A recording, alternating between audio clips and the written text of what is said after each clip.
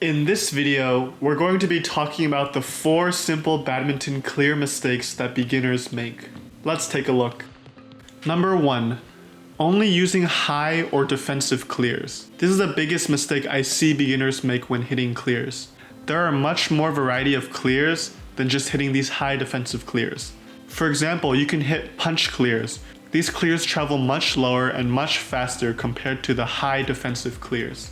You can also just hit a high clear, but with a faster pace. This means when your racket contacts the bird, you're snapping your wrist so that the bird travels initially faster, but might slow down later. Instead of when you're doing a high defensive clear, you might be purposely hitting it very slow and very high just to hit the clear. Make sure you mix up the variety of your clears so that your opponent doesn't have an easy time attacking your shot. Number 2. Predictable clears. A lot of players use the same form and swing for only their clears. This means before they clear, they might wind up and then hit it very, very high. This is a problem because your opponent can start to read when you're going to hit a clear, and if they know it's going to be high, they can prepare themselves to smash or attack your shot.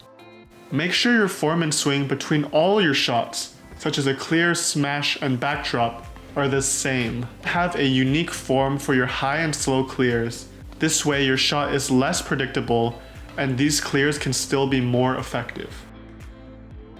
Number 3. Using them too often. You aren't going to win a match just by hitting clears. You need to hit some offensive shot, like a smash or a drop, to start winning your rallies. If you only hit clears, your opponent can also attack you way more often. Playing defense the whole game is also not a great way if you want to win the match. Using too many clears puts you at a disadvantage because your opponent often gets the attack. And number 4 is not using them enough. On the opposite end of the spectrum, there are many offensive players who think they only want to hit backdrops or smashes. However, if you're not hitting clears, you're not really opening up the backside of the court. When you only hit backdrops and smashes, your opponent only needs to focus on the front court or the side court. This is not a lot of movement for them, and it could make it easier for them in the long run if you're not hitting clears and forcing them to get to the back sometimes. When you use clears, you can open up the back court to let your drops and smashes get through.